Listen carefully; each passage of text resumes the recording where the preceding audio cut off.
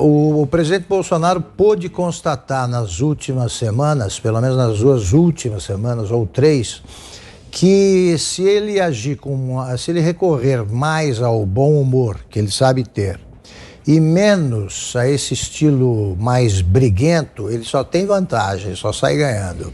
As pesquisas mostraram isso.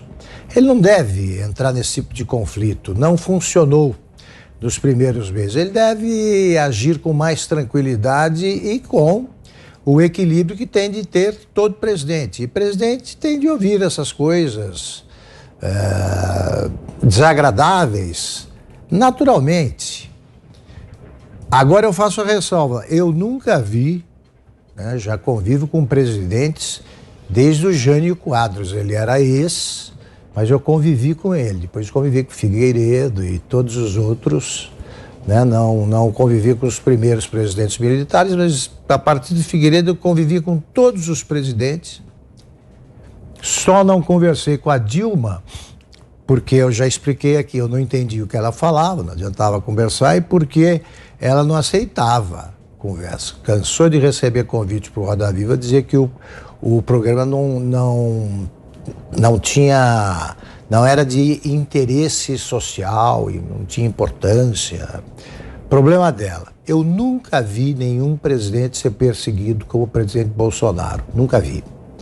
Nunca vi. E me interesso muito pela história do Getúlio. Acho que nem o Getúlio foi tão perseguido. Pelo seguinte, ele já foi chamado de genocida. Há uma campanha da Folha que continua, ninguém entende por quê, defendendo a democracia, não se sabe de quem, porque o Bolsonaro, como lembraram muito bem o Zé e o Fiuza, ele não fez nada na prática contra a liberdade de imprensa. Ao passo que o PT não perdeu nenhuma chance de tentar implantar o que eles chamavam de controle social da mídia, que é censura. Haveria conselhos decidindo qual seria a manchete, o que publica ou não publica. Isso que o Supremo está querendo agora com essa história de fake news, o PT sonha repetir, ou implantar. E o PT sempre teve a maior simpatia pelo estilo do Chávez e depois do Maduro na Venezuela, que acabaram com a imprensa livre. Então tem essa diferença, O Bolsonaro é atacado por coisas que não fez. Mesmo assim, não deve ceder a essas provocações.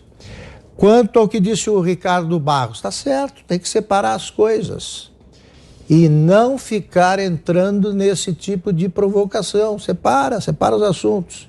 Eu sei que é difícil, não é a dele, mas tem de separar. E deve levar em conta que a situação dele está boa, segundo as pesquisas.